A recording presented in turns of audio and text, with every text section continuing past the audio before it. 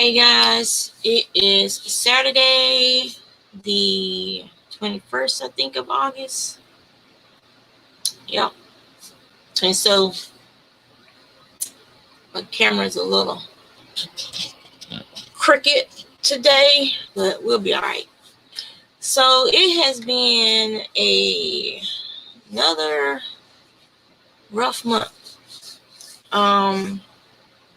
I just found out that one of my shipmates I was stationed with when in New Jersey passed away from cancer. And his name was Eric Seawright, and he was like one of the nicest, most fun-loving people I've ever met in my life. Just an outstanding human being.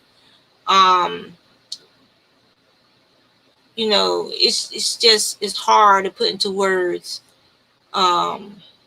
He's a people person. Always laughing, smiling, joking around, trying to, if you look like you were in a bad mood or something, he cheer you up. You just infectious personality, laugh and whatnot. And so it was just, I didn't even know he was sick, because during the day I'm working, so when stuff is popping up on the Facebook feeds and stuff, I'm missing it. So by the time I get off from work, it's already, it's gone, and I don't scroll down to see what all happened during the day. So his brother had posted to his Facebook, I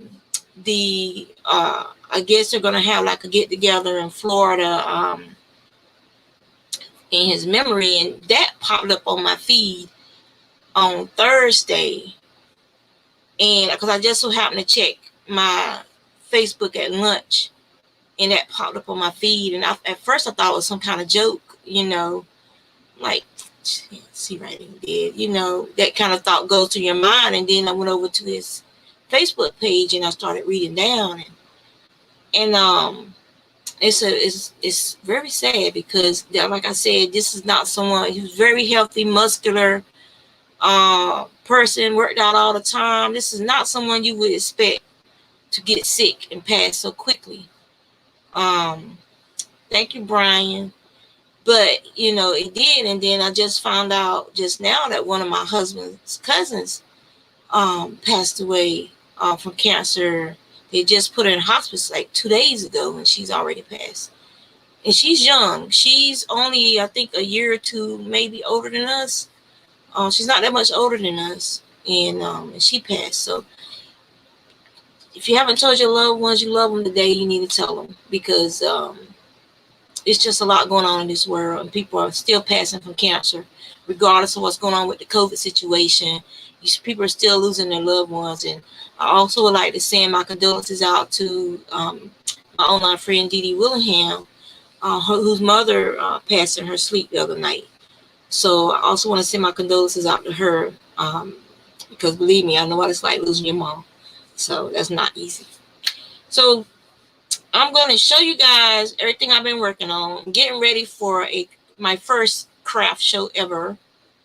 My daughter talked me into being sharing a booth with her at the Heritage House craft show this year, and we were both approved for the to attend as vendors. So I don't have a lot of inventory, but most of my stuff I'm going to be taking is going to be my hand spun yarn, which you guys, if you follow me, you've been following for a while, you'll see it on the videos. But once I get everything together and tagged and labeled, then I will do a video and show you guys what I'm taking to the Heritage House to sell, to vend for my hand spun. I'll also be taking my drum carder, some fiber, and some different fibers to add in, like some silk, bamboo silk, the faux silk, which is a very fine nylon faux. They call it faux cashmere. That's how soft it is, and it's a microfiber. So I'll be taking some of that, some Selena and stuff like that, to make bats while I'm there, just to show kids, and I'm taking some drop spindles, some CD spindles, some spindles that I made, just to show you that you don't have to. You know, I collect drop spindles, so I do spend money on them as well. But I'm on it to show people that you don't have to have fancy drop spindles to spin. That you could take an old CD and a dowel rod, and you can make a drop spindle and spin on that.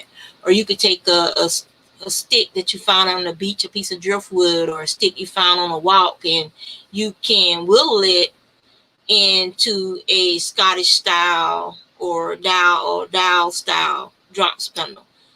You don't have to have fancy things to spin. I personally do not like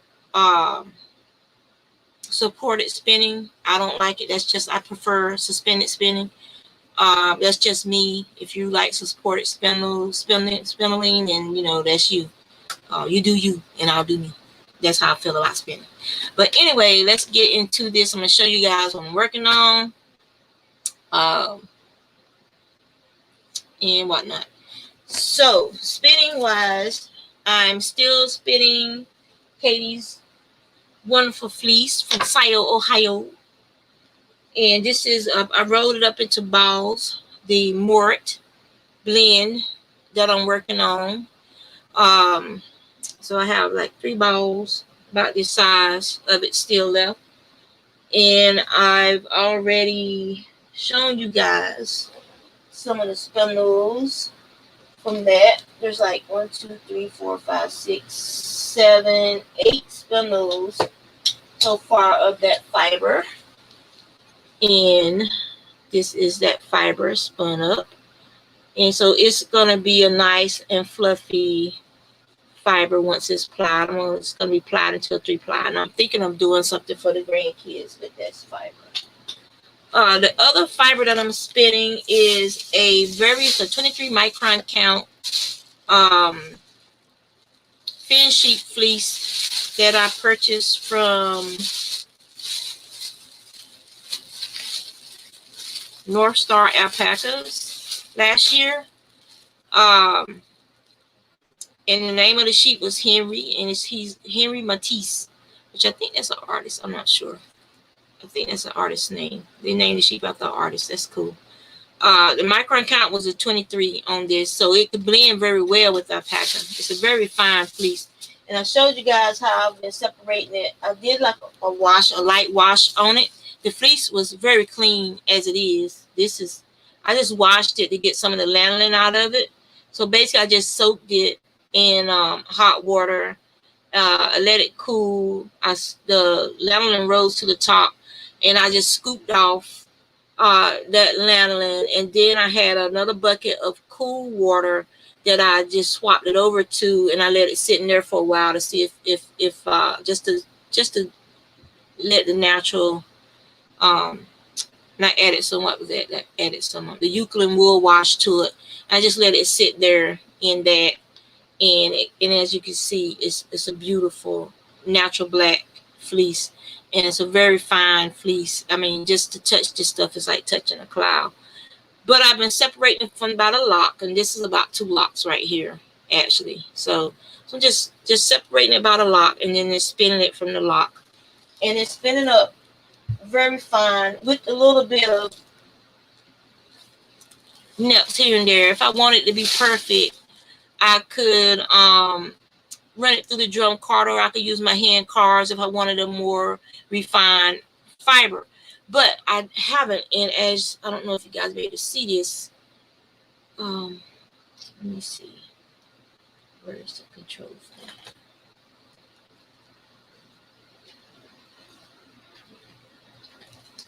Trying to turn on the light to see if I can.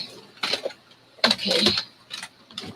It's overcast here today, so I don't know if you guys will be able to see this. I angle it. There we go. So you can see it's spinning up very evenly, and I'm not doing anything to it. Just pulling a lock free like this. See the lock? You can see the lock structure still. And I'm just pulling a lock free and spinning from drafting it and spinning it from the lock You just draft it up. If you get a big nip, you don't want. There are a couple of little shortcuts, second cuts that I'm finding in here, but it doesn't bother me any. I just pull them off, and so and it's just spinning. Can you see that? There you go. So it's just spinning up beautifully just from the locks. So like I was saying, you know, if you don't have to have fancy equipment to spin fine yarns. You could just pull it free by the lock. I'm not even opening up the ends of the locks. I'm not even opening those up. I'm just drafting it out and spinning it, and I'm getting a beautiful, beautiful yarn from that. I'll show you guys again how you can separate it from the lock.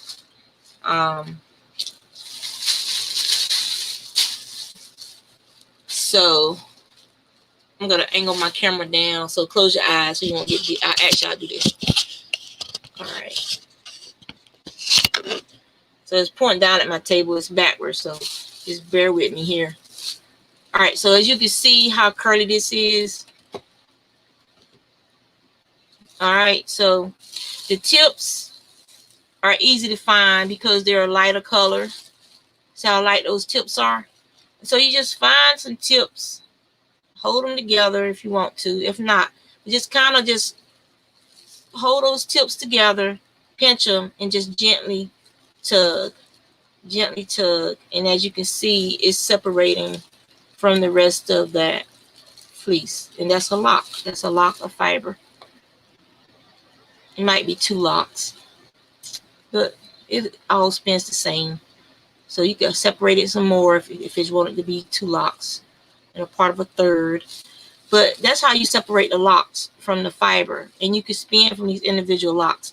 You can use a flicker brush and open up the end if you want, or your drum card, not your drum card, or your hand card, and you can just take and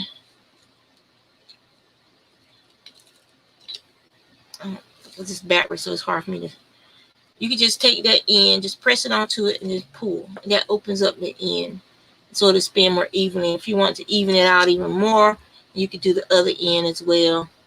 It doesn't bother me. I haven't been doing this at all, but I'm just showing you that that's what you can do if you wanted to make it less nips and stuff. You could do that to spin. But I wanted mine to look like hand spun fiber, and I wanted to have some character. So I haven't been using the flicker brush on mine. So let me go ahead and put these in my box. I have a box that I have put the ones I've already separated. And this I think I have 3 more bags of this. I'm going to send 1 bag to my friend Jamie, who's a spinner. She's doing a fleece study, so I'm going to send a bag of this to her to have some fun with. But this I've already done. Let me see, because once my spindle starts getting heavy to the point where it starts sliding or dropping, or the fiber just pulls apart too quickly because of the weight, I switch over to another spindle. So I've already got like 1, 2, 3, 4 spindles of this fiber, and as you saw how thin I'm spinning it, so that's going to end up being a lace weight yarn. I'm not sure how much this will fool once it's washed, but I will share that with you guys after I finish the skein of this. I will share that with you guys. And it's pulling the locks off is addicting. You just want to sit there and do it and just like that. But I don't want to mess with it too much because this is a fine fleece and it will felt if you play around with it too much. It's not felted. It just looks that way because it's such a fine fleece and the hairs started to spread apart. But this end, this is the sun side over here, and then this darker side is the side that was cut. After you pull out all the locks, you're going to be left with something that looks kind of like, well, I think I spun most of it already, but you'll be left with something that kind of looks like this. And you can just spin that too. Just spread it apart, kind of draft it out some. Look for any second cuts in it. Just kind of draft it out.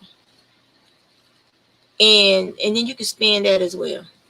Just draft it out like that. Yeah. And then you spin that too. It all spins up just fine. And like I said, I'm not using any processing tools on this. Just pulling the locks free and spinning from the locks. Okay, so let's get back. Okay, so that's my spinning that I've been doing. Still doing the drop spindling. And let me turn this back around. Here we go. All right. I think it might be crooked, but y'all will be all right. Just hold your head to the side. Okay. All right. So that's as good as it's gonna get. All right. So like I said, I've been working on stuff for this craft fair. So I saw a knitted asymmetrical shawl, and I was like, I can do that with crochet. Because I'm lazy, I didn't want to look for any patterns. So I was like, how can I do that? So this is my first attempt at an asymmetrical. Let me put this down before I spill all that. Asymmetrical shawl. So yeah, this is attempt number 1. I'm gonna have to block this section here because I didn't do I should have kept doing the increases, but I was getting short on yarn once I got over there to that side. But it has like a little swoosh shape to it. I'm not a shawl wearer, but I am not sure how people wear these shawls. So, but I just wanted to see if I could make one with crochet, and obviously I can. So this was the first one. And then I have some stitch markers over here just so I would be able to read my stitches and know where I did my last increase. And like right this area here where it got too tight because I should have kept doing my increases and I stopped doing them. I should have kept doing it. Either that or I could have increased the chain on the side instead of doing 2 double crochet. I should have did 3 double crochet on the sides, and that would have kept that from buckling. But once you iron it, because it is acrylic, I can iron it and that'll relax those fibers and you never know. And then this is where I started it. Like right here is where I put a stitch marker here because this is where I started doing the increases on the side. Every other row on one side, and then the other side was just regular crochet. So yeah. So I did the first asymmetrical shawl, and it turned out okay. The yarn I use is the Lion Brand ice cream yarn right here. I forgot what colorway this one is, but this right here was some leftover Mary Maxim. The Mellow Spun yarn from Mary Maxim, and I think the colorway is Rose for this one, and this is like a light country rose, country pink color right here. So yeah, so it turned out really nice, and this was a partial skein of the Lion Brand ice cream yarn, so that was a partial skein of that. So I was like, okay, so I did it once, can I do it again? So this is a skein of the Mellow Spun in that colorway right here. So this is, let me see, what is this one? So this is the Mellow Spun, and it has a color, it's Rose. So this is Rose in the Mellow Spun. And so this was attempt number 2, using what I learned from the first one. And so this one came out a lot better.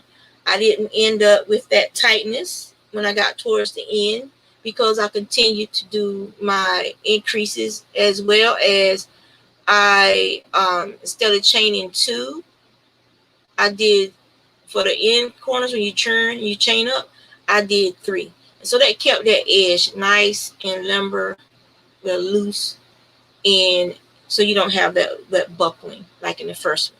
So this is the second one. It's just one skein of this. So I was like, okay, I figured out a pattern. So I guess I should write it down, huh? Yeah, y'all keep waiting for that. So that was those 2 shawls done.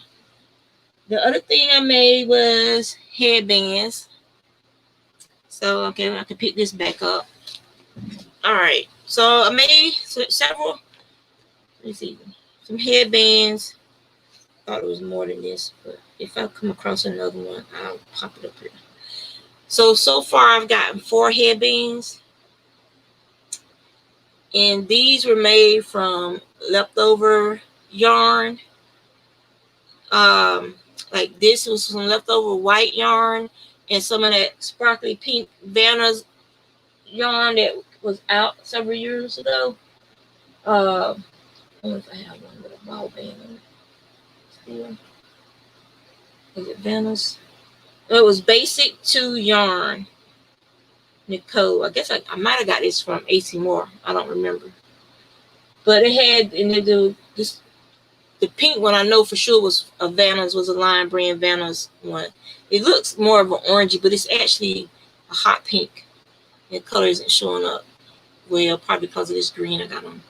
But I made some headbands with this, so that's one. Then I had some leftover peach, and that is from the Craft Smart yarn from Michaels, not the old Craft Smart yarn. This is that softer Craft Smart yarn. And then there was some more of that mellow spun that was left over from that shawl. And I held it double with that Vanna's sparkly yarn. Sparkle, I think that's what they called it too, sparkle. And then this was a little bit more of that mellow spun. The mellow spun is very soft and squishy. So far I have 4 of those. I'm going to be making some more of those with leftovers from other projects. I finished the fingerless gloves. And the fingerless gloves was made, this part is Hobby Lobby. I don't remember the colorway.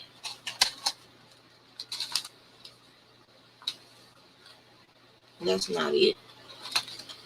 My granddaughter got a hold of my other ball band, so I might not have. Okay, yeah, it's called Paint Party. It's real pretty, and I want some more of this because I have some ideas for this.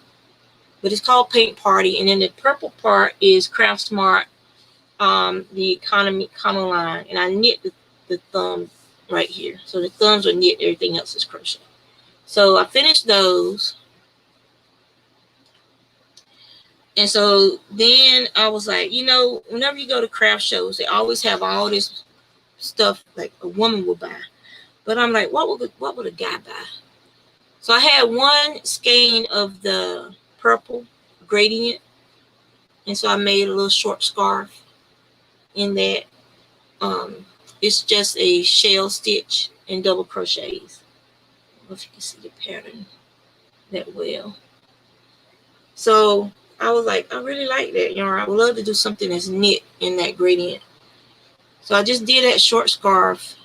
It's real pretty, that yarn. These are all acrylic projects. I'm going to do some projects using some wool as well for the more snooty people. So this was some Hobby Lobby yarn, and I don't remember the colorway. This is one skein, or is it a partial skein? I don't know. I'm gonna get me the lion. I think it's just one skein. But I did a cow, and this is the bush stitch. So I was like, neck accessories. So then I did a hat with the Paint Party, and I liked the way that looked.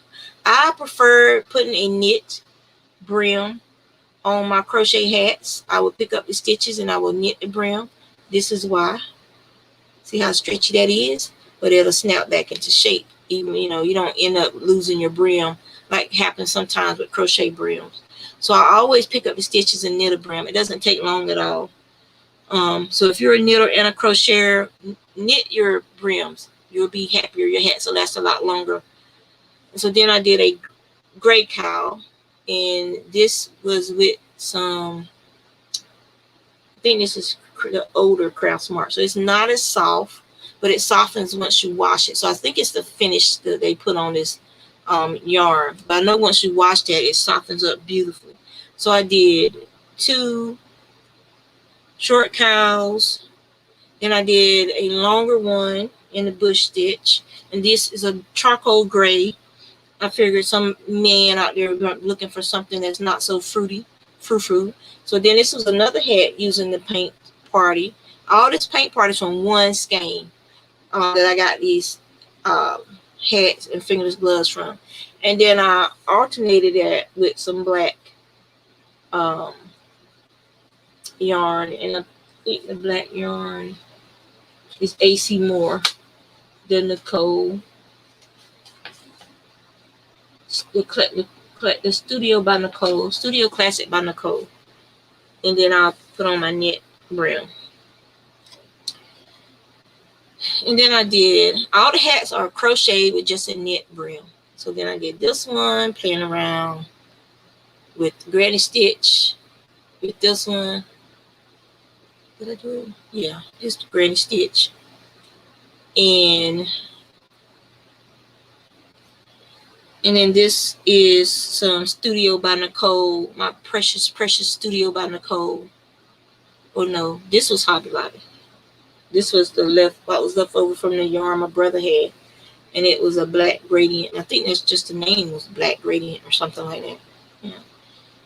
And then I had another skein of, and I made 2 cows from that.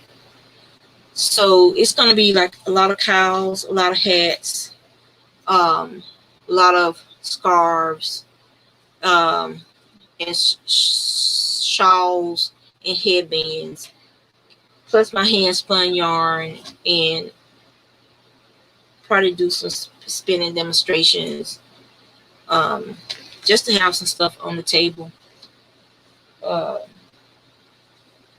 besides hand spun yarn. Probably gonna do some little Christmassy things since it's September, so I'll probably do some like the little skate Christmas ornaments, probably do like some little Christmas ornaments kind of things. And so the last thing that I've been working on is I had, let's see, 1, 2, 3, 4, 6 of these left from when my friend Pam gave me a box of fabric and yarn. And this is a Rumba acrylic cotton blend. And that's the name of it, is Rumba. Let me see, you guys. I don't know how old this stuff is. So good luck if you want to find some. But it's a textured yarn, as you can see. So this was a pattern I wanted to try. It's a little lacy pattern. It's a box within a box pattern. And it would probably look better in a less textured yarn, but this was just great for practicing this pattern on. So I like the way that turned out. And so then I decided to alternate, since I have 6 of these, I decided to alternate this doing a virus shawl. And so here is what I have so far.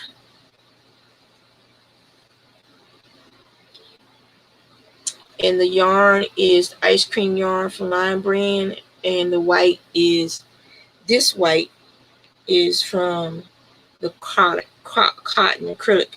It's a lot brighter than the white that comes in the Lion Brand, than the white that comes in. See, this is the white that comes in the Lion Brand ball, and then that's the white from the cotton acrylic, and it's so much brighter. And plus it's got that crinkly texture to it. So in the colorway for this one is Tutti Frutti. So I'm liking how this is looking so far. I just started that this morning. Only been working on it for about 30 minutes. And I'm using an H hook for this. Virus shawls are so easy, guys. So easy. So if you get a chance to make one, make one. They're super easy, super fast. The other thing I decided I was going to do is I'm going to look for my, see if I have any more empty tins, and I'm going to make some of the paint kits and offer those as well. And this, I'll probably just do the 3, like the red, the blue, and the yellow, the 3 basics, inside a little tin, beginner watercolor kits, and just put those out. And yeah, so that's all I have for you guys. I'm gonna let you guys go. I hope you have an awesome Saturday and an awesome weekend. You take care of yourselves, and I'll see you guys next week for the next update. So take care.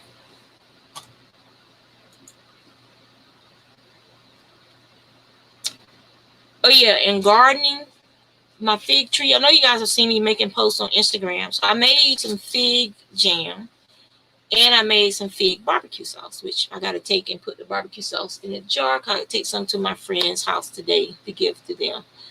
But yeah, it turned out really well. So, and it's a non-tomato based barbecue sauce. So it's basically, you take the figs, I put them in my crock pot, and I let them cook for several hours, and then I added apple cider vinegar, the regular one, not the distilled white vinegar, just the regular apple cider vinegar. I added like a half a jar of that. And it's not the small jar, but the one that's in between the small jar and the great big jars. I think it's like I want to say it's a 24 or 32 ounce jar. So I had like half of that it was about 40 figs that I slow cooked in water. And I added like a half a jar of the vinegar. I added like 2 tablespoons of leveled off tablespoons of cayenne pepper. I added 2 tablespoons of hot red pepper flakes, like the seeds, the hot red pepper seeds. I added 2 tablespoons of that. And then I took my little hand blender and I blended everything together really well into a soup. And I took the lid and kind of angled it so that it could start evaporating some of the water out. Just let it thicken. And I also added 2 cups of brown sugar. The color is beautiful. The brown sugar, and it's the regular brown sugar. If you want to use light brown sugar, you can. I use regular brown sugar. And it's a real beautiful brown barbecue sauce. And it's sweet, which is what I like. I like sweet barbecue sauces. My husband likes his to be a little bit more astringent. So he's like, well, we should add some mustard into it, some brown mustard. I'm like, well, you make a jar and you take a jar of it and you add your mustard to it. But mine, you do not touch it. It is perfect. It's not so hot that it burns my tongue, and it's sweet. I like sweet barbecue sauces. So I made my barbecue sauce with my figs. So now my fig tree has even more of a use other than the birds eating the figs and it being a beautiful plant. I can actually make something I like with it. It's not a recipe, it's to taste. But that's what I pretty much did. I mean, if you like yours to be hotter or less sweet, then you don't have to add the 2 cups of sugar. You could add 1 cup of sugar, or you could add, honey instead of the sugar. I used the brown sugar because I needed that color for the sauce. You could play around with the recipe, and there's other recipes out there for figs, but I was just in the kitchen having fun, and I wasn't thinking of how should I make it. I was just like, I'm going to make me some barbecue sauce, and I'm going to do it my way. And that's what I did. I made it my way to my sweet, my taste buds. I didn't want it so hot that it would burn my mouth. I can't eat jalapenos. They give me heartburn so bad, it is crazy. I can't even touch Scotch bonnet peppers anymore. Just touching a Scotch bonnet pepper in my hand, I have an allergic reaction to it. My hand actually swells up and it burns. My whole hand burns. I have to soak my hand in in milk and stuff like that to try and get that, since that burn feeling off of my skin. So because I grew some Scotch bonnet peppers one year and they were so beautiful. I was so excited and happy. But then when I went to harvest them, my hand just started burning. And I was like, what is going on? And I was cutting the peppers and scraping out the seeds, and the burning just got worse and worse and worse. And I realized it was the peppers that was actually having a reaction to. And yeah, so you got to be careful with that. I've never before had issues with pepper, but lately I've been having more and more issues. Even when I went out to the garden the other day to get in the jalapeno peppers, I noticed a slight tingling sensation. So I'm gonna have to wear gloves when I go and get them, when I go and harvest some more of my husband's jalapenos. I've never thought that I had a pepper allergy, but I'm starting to notice stuff with peppers, and I'm just gonna have to be more careful, I guess. Those type of peppers, the hotter peppers. I haven't seen any trouble with bell peppers or with sweeter peppers yet. I haven't had an issue with the cayenne pepper seasoning yet, but I'm keeping an eye on things. So if I do start having a worse reaction to peppers, then I'm gonna have to just cut pepper out of my diet. Peppers out of my diet. But I'm not sure. Peppercorns, I think, come from a different type of plant than actual peppers. I gotta research that. Even I have to look up stuff because I forget stuff and I don't remember stuff. And especially if it's not something that I had a reason to know these things before. Peppers were just pepper. Black pepper was just black pepper, but it comes from peppercorns, which I think is a different type of plant, a different type of reaction, chemical. So I have to look into that to see how they're related, or if they're even related. If they're not related, then I don't have to worry about regular pepper unless I start having some type of reaction to that too. So yeah, so that's all that's going on with me, and I'm gonna get back to crocheting. And if you got any ideas of easy things I can make to take to this craft fair that won't take long, my daughter wants me to make some of the little amigurumi pumpkins that I did. I'm not really seeing that. I only make those things when I'm in the mood for it, and I'm not in the mood for it. So, but I might try and make a couple, like 3 or 4 of them. I'm not trying to make a whole bunch of them. I would rather make virus shawls because they go fast and they're fun to make, and you play around with the colors, and it's just a lot of fun. I have 2 shawls and a ball cakes that I got for a birthday present that I'm heavily leaning on either making to a virus shawl or making to my asymmetrical shawls. Yeah, or make some more cows. So cows are the scarves of the future. I just messaged y'all. But if you, like, for a little child, even though they look cute with the scarf and it's hanging and stuff like that, it's a trip hazard for a child. Who knows how many kids have lost teeth, busted their face up, busted their mouth up, tripping on the end of a scarf. So if you make them a cowl, or you make them a circular scarf that you can loop it so they don't trip over it, that's safer for a little kid than the long old-fashioned scarves. If you make them a cowl, that's even safer because then it's less of a hanging hazard than even a circular scarf, because kids get caught up on stuff. They don't pay attention to when they're running around, jumping around, and playing. So if you had a cowl that was kind of up under their shirt and stuff, that's even less of a hazard for them. So just think about that the next time you're making something for your grandchild. You make something that's safer for them. So yeah. So y'all take care, and I'm outie.